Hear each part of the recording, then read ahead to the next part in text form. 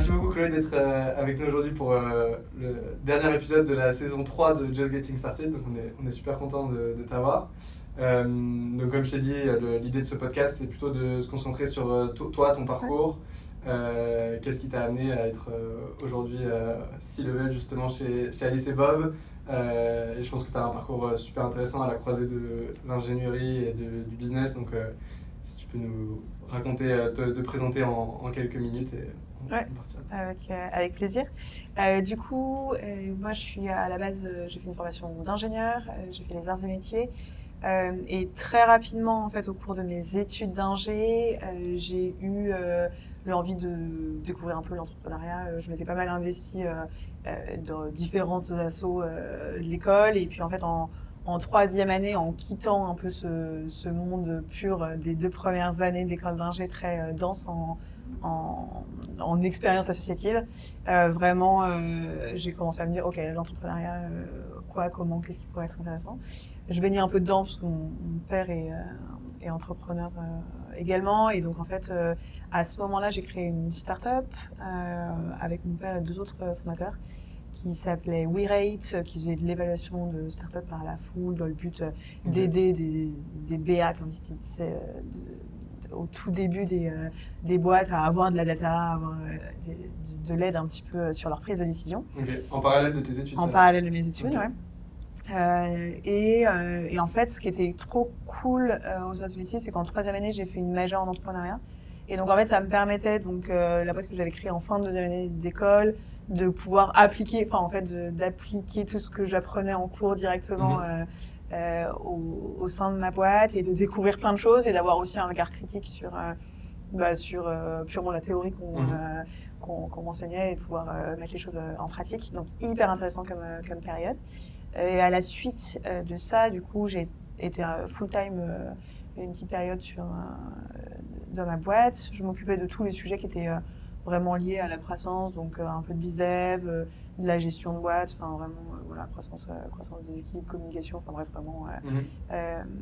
Je m'occupais un peu de tout, mais pas de la tech, ce qui est un sujet qui est resté dans mon parcours par la suite. Et en fait, quand même très rapidement, je me suis dit que j'aimerais bien me former un peu plus aux enjeux business parce que je me confrontais un petit peu à la réalité et j'y allais un peu à l'instinct. Mais par moments, je me disais que ça se trouve, il y avait quand même des choses que je maîtrisais pas ou je connaissais pas et qui auraient pu être pas mal. Okay. Et du coup, c'est à ce moment-là que j'ai cherché un master spécialisé. Je voulais pas refaire un parcours long, donc je cherchais plutôt quelque chose sur une année et demie. Et c'est là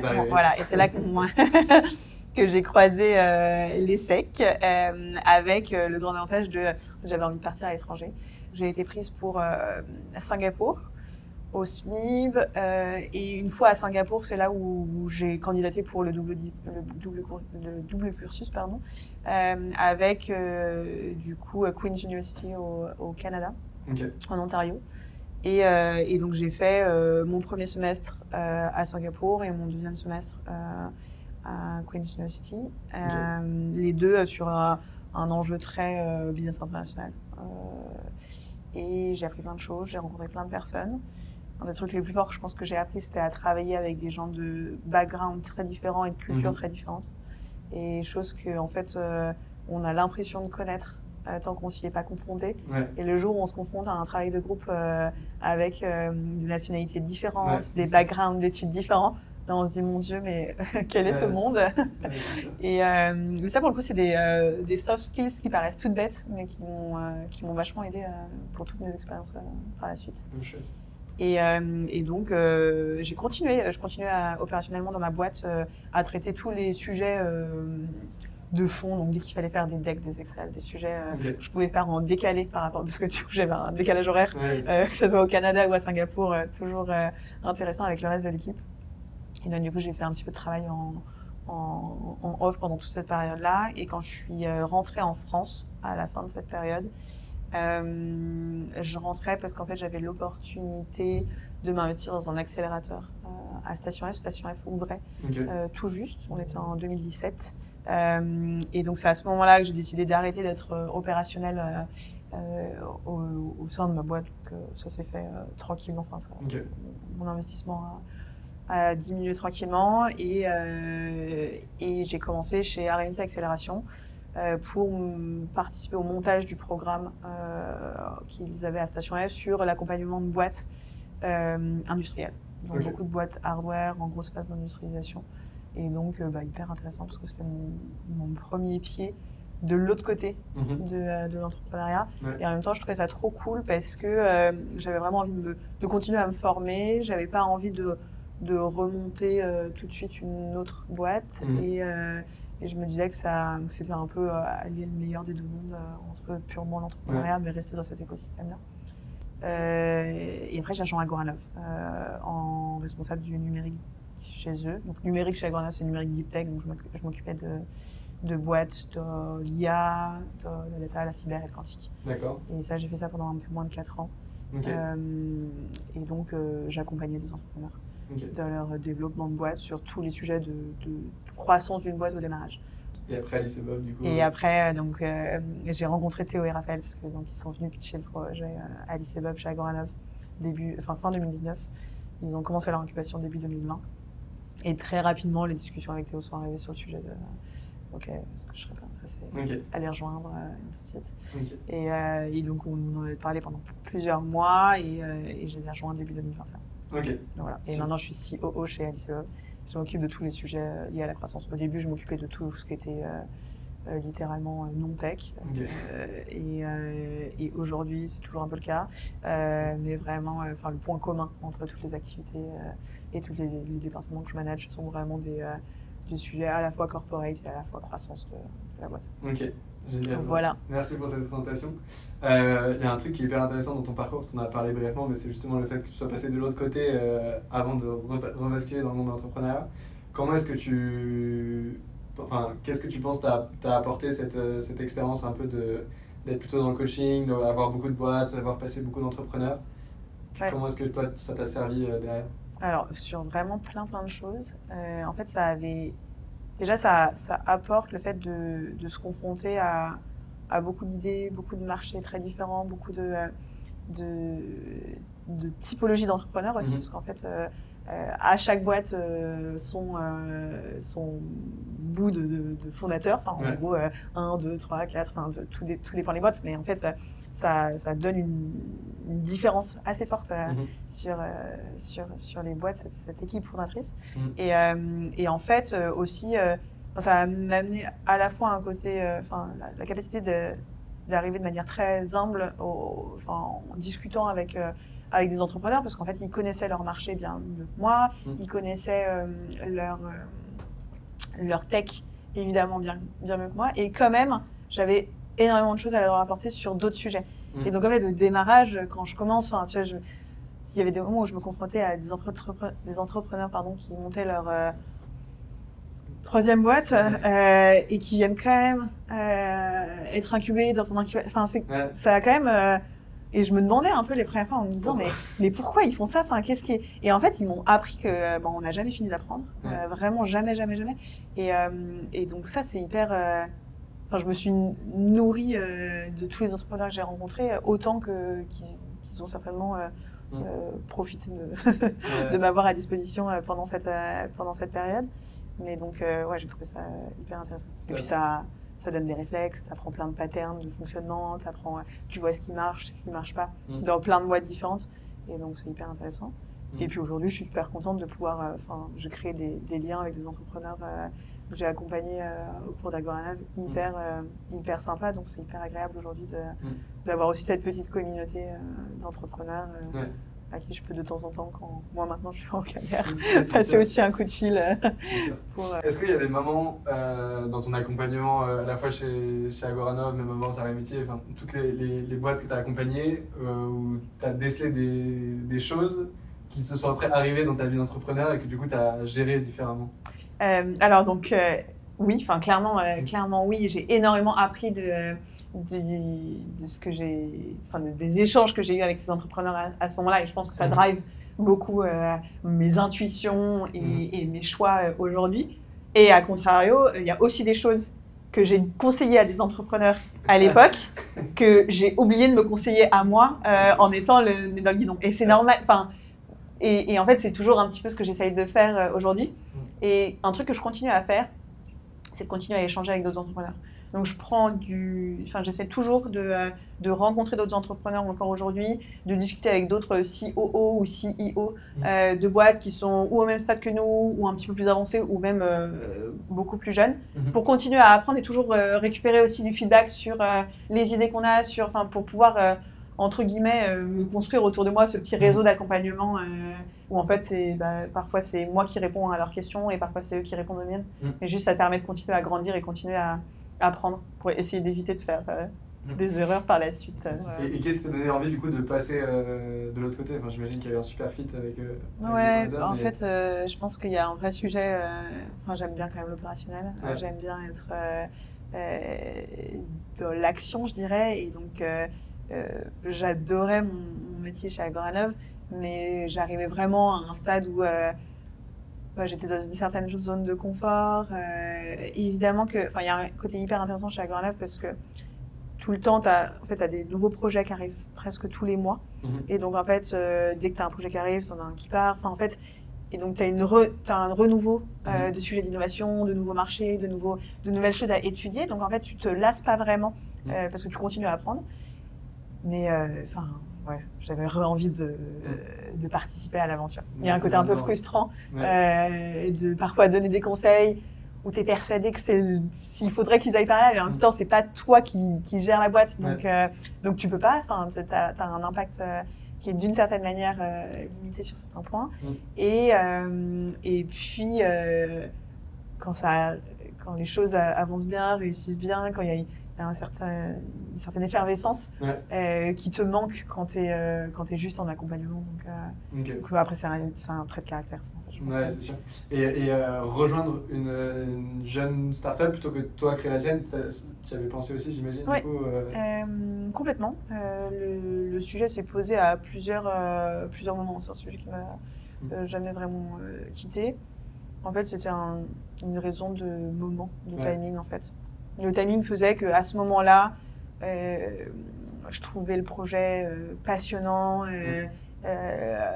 vraiment différent de ce que j'avais l'habitude. Enfin, l'habitude, c'est pas vrai parce que tous les projets sont différents, mais là, il y avait quelque chose en plus qui m'a vraiment intriguée et qui m'a donné envie. Enfin, le challenge était énorme en fait. Et je me suis dit que à la fois j'avais vraiment quelque chose à apporter à Théographe, les deux fondateurs, et que eux aussi ils avaient quelque chose à m'apporter, que ça avait beaucoup de sens. Et le projet est un peu fou. Donc, si tu veux en parler du coup en deux mots. Alice et Bob, on développe un ordinateur quantique fault tolerant, ce qui veut dire résistant aux erreurs. Et pourquoi c'est si important d'insister sur le fait qu'il est résistant aux erreurs? C'est parce qu'en fait, les ordinateurs quantiques aujourd'hui, ils sont soumis à deux types d'erreurs et qu'en fait, tant qu'on n'aura pas résolu cette problématique-là, on n'aura pas d'ordinateur quantique sur le marché. On ne sera pas capable de résoudre des use cases de l'industrie qui sont aujourd'hui pas possibles de résoudre. Enfin, c'est vraiment, et donc, pour faire ce breakthrough, pour avoir l'ensemble des applications prouvées, démontrées de l'ordinateur quantique, qui est globalement un ordinateur quantique, c'est une machine à calculer, donc, mais à calculer exponentiellement plus vite. Et tant qu'on n'a pas réussi à corriger ces erreurs, on ne sera pas capable d'avoir cette machine qui calcule exponentiellement plus vite. Et une machine qui calcule exponentiellement plus vite, on se dit comme ça, ok, bon, c'est cool, une machine qui calcule exponentiellement plus vite. Mais en fait, ça traite des use cases de l'industrie qui sont mais géniaux. Enfin, en fait, aujourd'hui, donc déjà, ça touche tout type d'industrie. Mais si on regarde l'industrie de la découverte de nouveaux médicaments ou de la chimie, aujourd'hui, on n'est pas capable de modéliser des molécules très très simples, enfin de simuler des molécules très très simples, juste parce que ça demande trop de puissance de calcul. Et donc, l'ensemble des supercalculateurs actuels sont incapables de le faire et ils seront jamais capables de le faire. Et c'est ça qui est intéressant. Si on prend souvent l'exemple de la pénicilline chez nous, c'est une molécule de 50 atomes. Donc c'est pas une grosse molécule. Il faudrait, pour être capable de pouvoir la simuler, 10 puissance 85 bits de moins, je pense. Donc, Ok. c'est le nombre d'atomes qu'il y a dans l'univers. Donc, Ok. c'est là où on arrive à un niveau où c'est juste pas possible. Ok. Et donc, l'ordinateur quantique ouvre cette voie-là à la capacité de pouvoir faire des nouvelles choses différemment. Ok. Et donc, nous, on est juste entre guillemets, mais on est fabricant d'ordinateurs quantiques, et plus précisément, en fait, de QPU, donc Quantum Processor Unit, qui ont pour but après de servir à des users de l'ensemble de l'industrie. Ok. Mais si tout ça fonctionne, c'est des nouveaux paradigmes, une nouvelle manière de faire de la R&D, de faire de la simu, de faire. Ok. Ouais, donc vous êtes vraiment dans une mission. Ah, mais ouais. moi je trouve ça assez dingue comme. Et je suis pas du tout experte de la. Enfin, malgré le fait que je sois ingénieur, ici je travaille avec énormément de physiciens ou d'ingénieurs vraiment spécialisés du domaine. Ok. Et en fait, le fait d'être ingénieur m'aide à comprendre les grands enjeux, à avoir des échanges intéressants et à arriver à creuser un tout petit peu. Mais t'as pas fait de thèse sur le sujet ou pas? Je suis complètement, très rapidement, je suis complètement limitée. Et tu parlais justement de la complémentarité avec les deux fondateurs. Est-ce que tu peux parler de ça un peu justement, comment est-ce que vous vous répartissez les rôles, comment est-ce que ça marche un peu? Complètement. Donc Raphaël, le CTO, donc en fait Alice et Bob a été créé suite à la thèse de Théo et Raphaël. Ils ont fait tous les deux une thèse à l'ENS. Raphaël à l'ENS Ulm et Théo à l'ENS de Lyon. Sur notre techno, donc, qui est le qubit de chat, tout fait, qui est un petit peu de chat partout, nos logos sont un chat. J'ai regardé un peu sur YouTube avant. Bien joué. Mais donc du coup, ils se sont rencontrés donc tous les deux physiciens, avec Raphaël vraiment la partie technique. La plupart des grosses bases techno sur lesquelles on se base sont issus des résultats de recherche de Raphaël. Okay. Donc aujourd'hui, la boîte s'occupe vraiment de tout le pôle sciences, recherche, développement, engineering autour de ça, donc vraiment toute la brique technique. Théo, il manage l'ensemble, il donne la vision, il est beaucoup aussi en présence à l'extérieur, il représente énormément Alice et Bob, et il a cette force impressionnante d'être capable de vulgariser très simplement la recherche très compliquée qu'on fait. Et parce qu'en fait, il a cette double casquette. Il est donc ingénieur à la base de formation et il a sa thèse en physique quantique. Donc lui, il n'est pas limité du tout pour comprendre l'ensemble de nos enjeux. Et en même temps, il a cette aisance et cette facilité d'explication de ce qu'on fait auprès d'un public très très large. Il le fait vraiment très bien. Ça, c'est hyper agréable d'avoir un CEO comme ça. Il bosse évidemment énormément sur les sujets de levée de fonds, sur lesquels toi, tu es impliqué aussi, du coup? Ouais, sujets sur lesquels je suis impliquée aussi sur la levée de fonds. Et donc, moi, je m'occupe vraiment de structurer l'interne, d'être capable. Donc, aujourd'hui, je manage un scope d'équipe très, très large. Certainement que ça sera voué à évoluer ainsi de suite, mais en fait, ça fit toujours. En fait, ce qui est assez récent dans l'entrepreneuriat, c'est que à chaque étape, tous les 6 mois, les sujets changent et évoluent. Et donc, en fait, à chaque étape, tu réadaptes ta manière d'organiser l'interne pour pouvoir continuer à avancer et scaler de manière correcte. Et donc, je travaille à la fois sur des sujets très tournés vers l'interne, donc corporate, des RH, des sujets de finance, dans le but de se dire, OK, comment on construit la meilleure boîte pour pouvoir servir la mission qu'on se donne, et en même temps, tous les sujets plus tournés vers l'externe, qui sont les sujets, les enjeux de comment on se positionne au niveau de la communication, comment on ouvre des nouveaux sujets business, sur quel point on va se focus. Aujourd'hui, le marché n'est pas encore là, donc comment on prépare le marché à notre arrivée, comment on se déconnecte pas complètement du marché, et bref, plein de questions, surtout sur la suite, et toujours avec la réflexion de se dire, OK, comment on fait pour qu'il n'y ait pas trop de trous dans la raquette et qu'on scale. On était une dizaine de Et là, vous êtes plutôt une centaine. Ouais, aujourd'hui, Et comment t'as vécu, géré un peu cette transition? Est-ce qu'il y a des learnings un peu que t'as tiré de ça et Alors, il y en a Ouais, toujours un j'imagine, million en fonction de la période. Tu m'aurais demandé ça il y a 6 mois, je t'aurais donné une réponse différente qu'il y a Ok. 2 mois, qui est Ouais. encore une réponse différente certainement de celle d'aujourd'hui. Non, mais en fait, je pense que un point, c'est que beaucoup se fait dans les recrutements que tu fais. Clairement, quand tu grandis aussi vite, il y a vraiment un enjeu de pas tant recruter vite que de recruter les bonnes personnes Ok. pour faire ton scale. Donc, réussir à être suffisamment au clair sur ce que tu veux comme profil pour t'entourer. Parce qu'en fait, Ouais. très rapidement, tu vas faire reposer beaucoup de choses sur les épaules des différentes personnes que tu recrutes.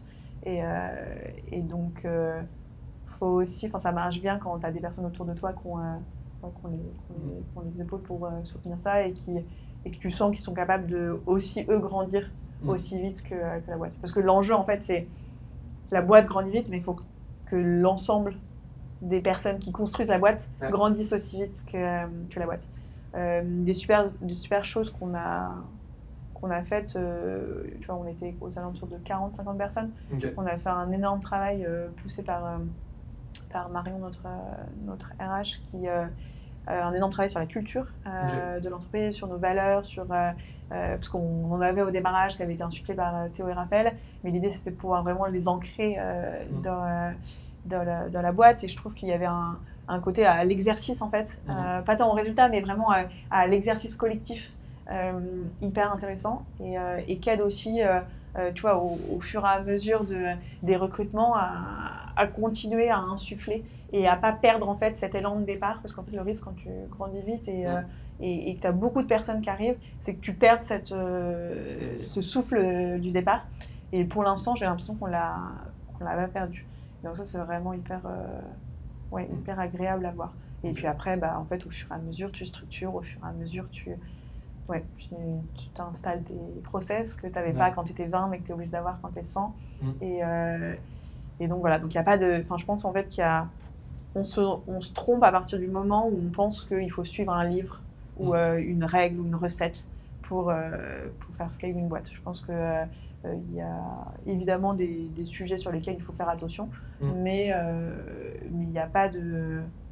il y a autant d'entreprises que de manières de scale, surtout à notre étape de vie. Je pense que quand il y a des steps différentes qui sont plus cadrées, mais tu vois, le passage de 10 à 100 personnes, je pense que ça dépend vraiment des gens que tu as en interne, de ce que tu fais, du marché. Sur la phase purement scale-up, je pense que la partie la plus difficile, c'est qu'en fait, tu as besoin d'avoir des personnes, donc moi la première, mais aussi d'autres personnes dans la boîte, qui sont à la fois capables de poser de la stratégie, de la vision, d'être manager et de faire de l'opérationnel.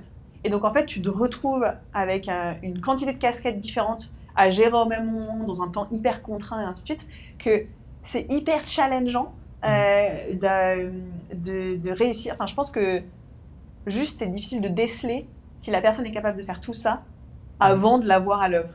Et ça, je pense que c'est la partie la plus intéressante quand tu vois la croissance des différentes personnes qui croient dans des phases de scale-up, c'est de voir si c'est des choses qu'ils arrivent à mettre en pratique, de jongler entre ces différentes casquettes. Parce que c'est hyper facile en fait de refocus sur que de l'opérationnel ou de faire que de la strat, mais tu n'as pas besoin de quelqu'un qui fait que de la strat. En fait, tu es une boîte qui va de 10 à 100, tu n'as pas besoin de quelqu'un qui ne met pas les mains dans le cambouis. Mais en même temps, tu as besoin de quelqu'un qui met les mains dans le cambouis et qui a à la fois une vision et qui est capable de prendre un pas de recul. Et donc ça, c'est la partie la plus challengeante. Partie que j'adore, mais des mini-entrepreneurs un peu au final qui arrivent à jongler. Des mini-entrepreneurs. C'est pas facile. Vous avez une particularité aussi, c'est que vous ne faites pas encore de chiffre d'affaires du coup. Un petit peu, mais mais très loin de couvrir ce que vous pourriez faire dans plusieurs années. Comment est-ce que du coup tu gères l'aspect plus financement, parce que vous avez levé beaucoup de, fait beaucoup de levées de fonds? Donc sur la partie financement, il y a vraiment deux sujets. Il y a un sujet de levée de fonds et un sujet de subvention, en gros d'accompagner la recherche. Parce qu'en fait, notre but, c'est qu'on a un enjeu à la fois de recherche et un enjeu à la fois de développement d'ingénierie, de croissance. Et donc en fait, c'est pas toujours simple d'allier les deux. C'est pas toujours simple de faire financer uniquement par des fonds d'investissement des enjeux de recherche à des TRL très, très bas. Et donc, du coup, c'est le niveau, donc c'est Technical Readiness Level, qui est le niveau en fait qui est codifié, qui est une échelle de 1 à 9, qui codifie le niveau de recherche, donc des choses très fondamentales jusqu'à de l'applicatif. Donc voilà. Plutôt sur des TRL, en fait, ça dépend des sujets. Ouais. En fait, vraiment, il y a des sujets sur lesquels on est sur des TRL plutôt avancés et d'autres sur lesquels on est. Enfin, en fait, parce qu'on continue à innover, on continue à améliorer l'ensemble de notre architecture, parce qu'un ordinateur quantique, ça ressemble à quoi? C'est des puces, hein. C'est des processeurs, donc c'est vraiment des puces qui ne sont pas très grandes, mais sur lesquelles on vient déposer plein de choses. Et en fait, tout dépend de quoi on parle, mais il y a des sujets sur lesquels on est encore au niveau de la recherche et d'autres sujets sur lesquels on est sur des niveaux d'ingénierie. Et donc évidemment, les TRL varient en fonction de ça. Mais donc, tout n'est pas finançable par les mêmes instances. Et donc, derrière, c'est réfléchir à comment on optimise au mieux ce sujet-là, comment on est le plus efficace possible. Ça, c'est toujours un enjeu qui est hyper important, de rester efficace, de ne pas trop s'éparpiller, même si de temps en temps on a l'envie d'aller tester différentes choses.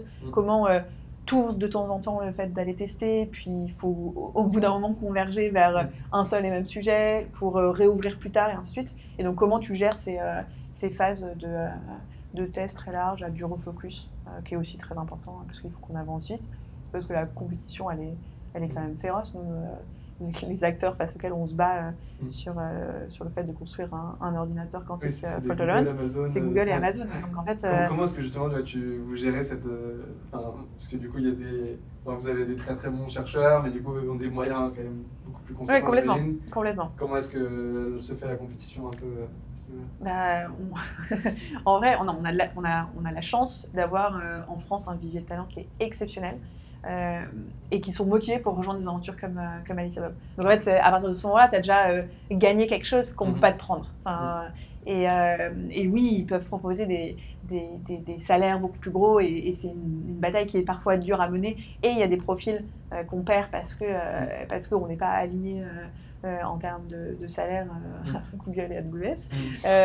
On rêverait, mais on a juste quelques limitations à ce niveau-là. Mais en fait, ce qui est hyper intéressant, c'est qu'on a d'autres choses à proposer. En fait, on a une mission qui est hyper, qui est un peu magique, et qui entraîne beaucoup de gens. On a une proximité très intéressante. Et puis en fait, nous, on ne fait que ça aussi. Enfin, on est une boîte tournée vers la même mission, ce qui n'est pas le cas de Google et AWS, qui évidemment font plein de choses autres que le quantique. Et en fait, si on regarde en termes de taille d'équipe, on n'est pas complètement décorrélés. On est sur des mêmes ordres de grandeur. Ils sont un peu plus nombreux que nous, mais c'est pas non plus. Ils ne sont pas des milliers de personnes. Ils ont pas toute exactement. Exactement. Donc en fait, si on regarde purement en termes d'équipe scientifique travaillant sur le sujet, on n'est pas si loin les uns des autres. Par contre, évidemment, ils ont de la capacité de s'équiper de matériel beaucoup plus forte que nous. Donc voilà. Pour l'instant, ça ne nous limite pas. Mais ouais, il y a un peu ce côté-là. Cool. Non, mais hyper intéressant. Il y a un point que j'aimerais creuser aussi vis-à-vis de toi, c'est que tu as été à la fois, quand tu as fondé WeRate, tu étais fondatrice. Là, tu as plutôt rejoint une startup qui est close. Je pense que c'est un arbitrage. Enfin, moi, du coup, là, j'ai lancé ma boîte avant, mais là, on est en train d'arrêter. Donc, pareil, je suis en train un peu de voir quelles sont les options. Comment est-ce que toi, tu vois la différence entre être complètement à la barre et avoir la main mise sur toutes les décisions versus rejoindre, même en ayant un poste de seniorité un peu élevé? Quels sont un peu pour toi les avantages, les inconvénients et comment... En fait, je pense qu'il faut vraiment voir ça comme tout dépend les gens avec qui tu fais ton aventure. C'est vraiment un sujet humain en fait, sur quoi tu te mets d'accord au démarrage et comment tu fais évoluer ça. Rester humble, parce qu'en fait, l'important c'est pas vraiment le titre, quoi. On s'en fout un peu. L'important c'est d'être dans une aventure qui est intéressante, qui te motive à te lever tous les matins, qui te fait vibrer. Et moi, plus par rapport pardon, je t'interromps, mais par ce que tu disais tout à l'heure sur la prise de décision, que des fois tu étais frustré de ne pas aller dans telle ou telle direction. Mais aujourd'hui j'ai pas le problème. Enfin, du coup, aujourd'hui nos scopes de décision ils sont bien définis. Et même si évidemment Théo est CEO, donc s'il n'est pas aligné avec ce que je dis, il aura le dernier mot, mais on est vraiment dans une relation qui est hyper saine et qui fait qu'en fait, ça se passe hyper bien. Et aujourd'hui, je ressens pas du tout de frustration par rapport au fait de... en fait, j'ai largement assez de décisions à prendre. Je ne manque pas de décisions à prendre. Donc non, ça va. Mais je pense que c'est très variable en fonction des équipes. Et c'est ça qui est important en fait. C'est qu'on se lance dans un projet entrepreneurial en tant que fondateur ou qu'on rejoigne un projet entrepreneurial très tôt pour être à un poste de décision. Je pense qu'il faut juste vraiment bien se poser la question de qui est-ce qu'on rejoint, avec qui on s'associe ou avec qui on va collaborer pendant plusieurs années. Ok, trop intéressant. Et donc vous êtes particulièrement une boîte qui est plutôt un peu tournée vers l'avenir, il y a l'aspect recherche et tout ça. Comment est-ce que, à la fois toi individuellement et la boîte un peu généralement, tu vois les 5 années à venir dans le développement En fait, donc c'est toujours pareil. On essaye de faire l'exercice de se projeter à très court terme, tu vois, sur, dans les... en fait, le court terme, il varie en fonction du moment, mais là, disons que dans les 4 mois à venir, quels vont être les grands enjeux. Après, on essaye de positionner un truc un peu moyen terme sur lequel on peut se projeter et sur lequel on sera content, à la fois personnellement comme en tant que boîte. Et puis après, avoir un point un peu plus long terme. Évidemment, quand tu es une start-up, tu ne le projettes pas long terme, c'est pas 10 ans. Mais être capable de pouvoir avoir un point au plus court 2 ans, mais disons entre 2 et 5 ans, pour essayer de tirer une vision et tirer en fait l'ensemble de la boîte dans une direction. Et une fois que tu as fait ça, évidemment, les choses s'ajustent au fil de l'eau, mais t'as pas... c'est difficile de... En fait, oui, on le fait tout le temps, mais je pense... jamais comme prévu. En fait, c'est pas que ça se passe jamais comme prévu, parce qu'il y a des choses qui se passent comme prévu, mais il faut avoir l'agilité. En fait, faut pas caler un plan juste pour se dire, ok, alors là, c'est bon, on est rodé, et puis en fait, tu regardes ton plan, sans... il y a des moments où tout ce qui est à l'extérieur va te dire que non, c'est pas par là. Bon plan. Ouais, exactement. Et donc, il faut avoir cette flexibilité de pouvoir dévier, de pouvoir réorienter, réorganiser. Et ça, c'est des choses qui sont ininterrompues. En fait, tu te poses toujours... moi, j'aborde toujours un peu les choses en me disant, ok, garde ton œil critique de la situation, sans pour autant critiquer la situation, mais juste être capable d'avoir quand même un pas de recul pour pas laisser passer des choses, pour être capable de se dire, ok, là, il y a quelque chose qui dévie. C'est hyper dur à faire en vrai, parce que il n'empêche que j'ai quand même vachement le nez dans le guidon, et qu'il y a des moments où c'est hyper dur de se dire, ok, là, il faut que je prenne un step back et qu'on réfléchisse à la suite et qu'on vérifie. J'essaye de m'y astreindre tant que je peux, mais c'est vrai qu'il y a des moments où c'est pas simple. Mais donc, c'est une question qui est difficile, parce qu'en fait, tu vois, c'est une question qui amène beaucoup de réponses, parce que, dérouler la roadmap d'Alice c'est bon, mais c'est pas ce qui va nécessairement t'intéresser. Mais en fait, c'est à la fois amener une vision et en même temps être suffisamment agile pour se dire que, ok, il y a des moments où on a le droit de dévier de cette c'est exactement ça qui m'intéresse. Très cool. Et une question qu'on aime bien poser, qui est un peu bateau, mais qui amène souvent des réponses intéressantes. Il y a des étudiants là qui nous écoutent, surtout dans ton cas, des étudiants peut-être qui sont en école d'ingé, qui sont un peu attirés vers l'entrepreneuriat, mais qui n'ont pas forcément les armes. Quels seraient un peu tes conseils et comment est-ce que toi, a posteriori, tu regardes ton parcours aujourd'hui Alors, ce qui est très drôle, c'est qu'à chaque fois que j'ai fait des choix, je me suis dit, c'est un peu absurde par rapport à mon parcours. Et en fait, quand je regarde avec le recul, en fait, ça a beaucoup de sens. J'ai fait une école d'ingé spécialisée sur les sujets très industriels, très deep tech, ainsi de suite. Les arts et métiers, quand même, c'est ce pan-là. Puis après, une école de commerce. Puis entre-temps, j'ai monté une boîte, mais de le software. Donc, voilà. Après, j'ai fait de l'accompagnement sur des boîtes industrielles. Puis après, de l'accompagnement sur des boîtes numérique, et puis finalement je me retrouve un peu au milieu des deux mondes avec on fait du hardware mais en même temps qui va servir les enjeux clairement du calcul, donc du digital, du numérique et autres. Donc aujourd'hui, avec le recul, ça paraît faire beaucoup de sens. Ça me rappelle Connect the Dots, Steve Jobs qui dit que je fais des trucs un peu au fur et à mesure. Exactement. Et en fait, je pense que justement, je suis très contente de ne pas avoir eu peur au moment où j'ai fait ces choix de carrière, de me dire, ouais, mais en fait, où est-ce que ça va m'emmener? En fait, de les faire parce que à instant T, tu te dis, ouais, ça a du sens maintenant. Okay. Je pense que je vais m'éclater et ça se trouve, je m'éclaterai pendant 1 an, pendant 10 ans. En fait, je pense que, enfin, en tout cas, moi, c'est ma manière de voir les choses. En fait, le plan, même ton plan personnel, il va changer dans ta comme vie. Comme ta roadmap. Ouais, comme ta roadmap. Peut-être plus, peut-être moins, j'en sais rien, mais globalement, ça va évoluer. Et du coup, il y a un côté. Ouais, moi, je suis contente de ne pas avoir osé pas trop me poser de questions à des moments. Ce qui m'a permis de faire des choix que j'aurais peut-être pas fait si je m'étais posé beaucoup de questions. Donc, tu as suivi tes envies à un instant T, quoi. Pas des envies un peu raisonnées quand Ouais, même. bien sûr. Oui, ça va. mais non, mais oui, enfin, en fait, oser faire des choix qui paraissent peut-être pas évidents à certains moments. Je trouve que ça amène. Ça amène beaucoup. On va terminer là-dessus, c'est un très beau message. Merci beaucoup. Et il faut vraiment oser, pas avoir peur.